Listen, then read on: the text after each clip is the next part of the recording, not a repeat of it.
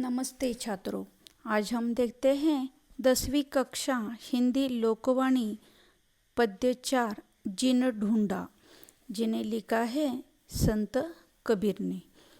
संत कबीर जी का हम परिचय देखते हैं। उनका जन्म 1398 में वाराणसी उत्तर प्रदेश में हुआ है और उनकी मृत्यु लगभग 1518 में मगहर उत्तर प्रदेश में हुई है। हम उनका परिचय देखते हैं। भक्तिकालीन निर्गुण काव्यधारा के संत कवि कबीरदास मानवता एवं समता के प्रबल समर्थक थे।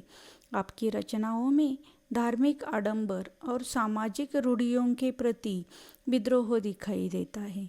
मानवता ही आपका धर्म है। आपने किसी भी बाह्य आडंबर कर्मकांड की अपेक्षा पवित्र, नैतिक, सादगी भरे जीवन को अपनाया।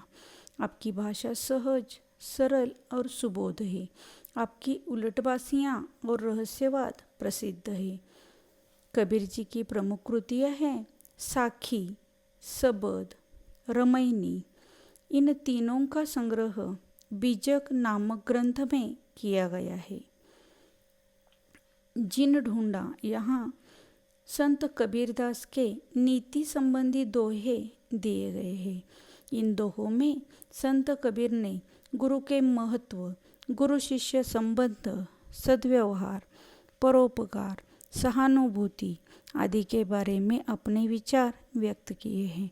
जीव, आत्मा, परमात्मा के बारे में भी आपके विचार महनीय चिंतन को प्रेरित करते हैं। पहले हम पहले दोहे में आए हुए अपरिचित शब्द देखते हैं।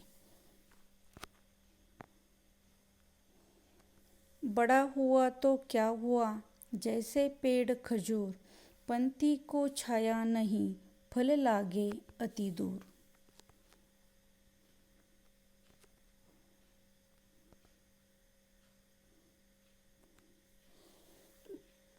अपरिचित शब्द देखिए। बड़ा यानी धन या विद्या प्राप्त कर बड़ा व्यक्ति होना। खजूर यानी ताड़ की तरह का एक वृक्ष।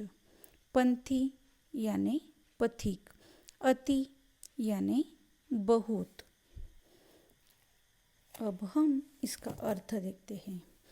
बड़ा हुआ तो क्या हुआ, जैसे पेड़ खजूर, पंथी को छाया नहीं, फल लागे अति दूर।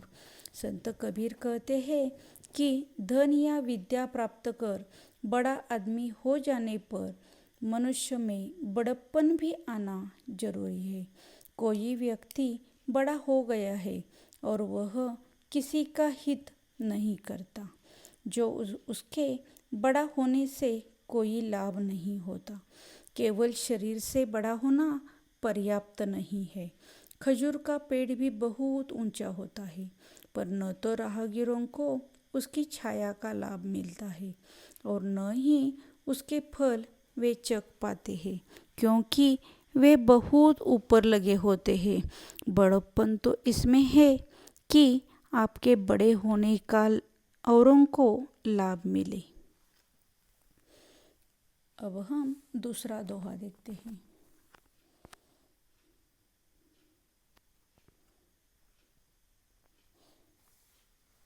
शिष्य को ऐसा चाहिए, गुरु को सब कुछ दे। गुरु को ऐसा चाहिए, शिष्य से कुछ नहीं ले। इसमें आए हुए अपरिचित शब्द देखिए। शिष्य यानी शिष्य। संगत यानी साथ। संत कबीर गुरु और शिष्य के बारे में बताते हुए कहते हैं कि शिष्य ऐसा होना चाहिए जो अपने गुरु के प्रति समर्पित हो। वह अपना सब कुछ गुरु पर निछावर कर दे और गुरु की शरण में चला जाए। गुरु और शिष्य की मनोवृत्ति पर संत कबीर का कहना है कि शिष्य ऐसा होना चाहिए जिसमें गुरु दक्षिणा के रूप में गुरु को अपना सर्वस्व देने की मनोवृत्ति हो। इसी प्रकार गुरु ऐसा होना चाहिए जिसमें शिष्य से कुछ भी न लेने की मनोवृत्ति हो। अब हम अगला दोहा देखते हैं।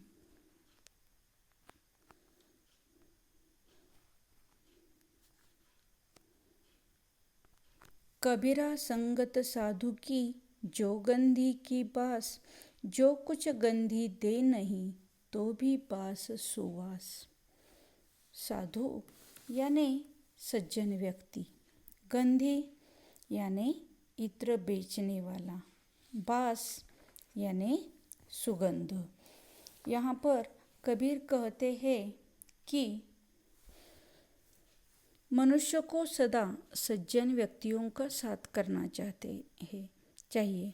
वे कहते हैं कि सज्जन व्यक्ति का साथ इत्र बेचने वाले व्यक्ति की तरह होता है। इत्र बेचने वाला हमें कुछ दे या न दे, फिर भी उसके पास रहने से सुगंध मिलती ही है। उसी प्रकार सज्जन व्यक्ति के साथ रहने पर चाहे कुछ मिले या न मिले, पर उससे अच्छी बातें सीखने को अवश्य मिलती है।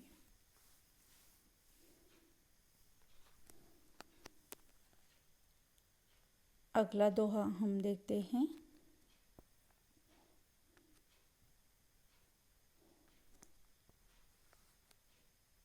दुर्बल को न सताइए, जाकी मोटी हाय, बिना जीव की श्वास से लोह भस्म हवे जाए।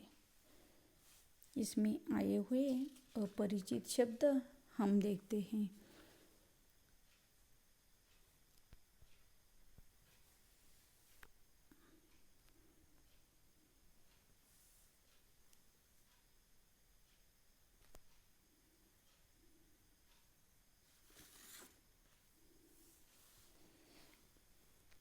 देखिए, कमजोर व्यक्ति को नहीं सताना चाहिए। उनकी बददुआ बड़ी असरदार होती है।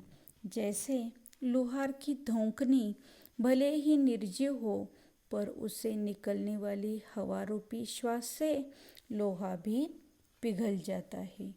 यानी कमजोर व्यक्तियों को कभी भी सताना नहीं चाहिए।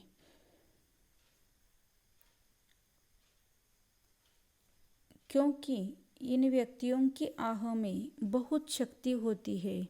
ऐसे व्यक्तियों को सताने पर उनकी आह लगती है, जो बहुत खतरनाक होती है। इसका दृष्टांत देते हुए वे कहते हैं कि लोहार की धौंकनी मरे हुए जानवर की खाल से बनी हुई निर्जीव होती है, पर उसकी सांस यानी आह से प्रज्वलित अग्नि लोहे को भस्म कर देती है। अगला दोहा हम देखते हैं।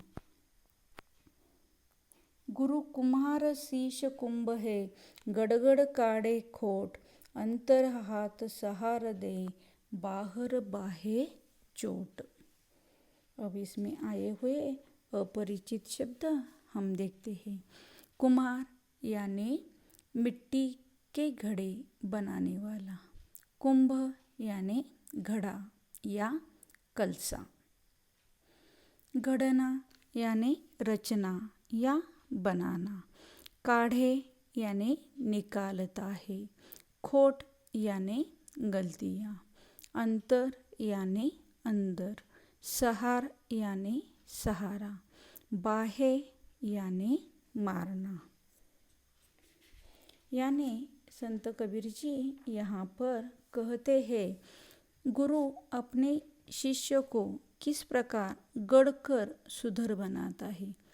इसका उदाहरण देते हुए संत कबीर कहते हैं कि गुरु कुम्हार के समान होता है, उसका शिष्य मिट्टी के कच्चे घड़े की तरह होता है। गुरु कुम्हार की भांति अपने शिष्य रूपी घड़े के दोषों को ढूंढ ढूंढ कर निकालता है, जैसे कुम्हार घड़े के भीतर से हाथ का सहारा देकर उसको सुधारने के लिए उस पर बाहर से चोट करता है।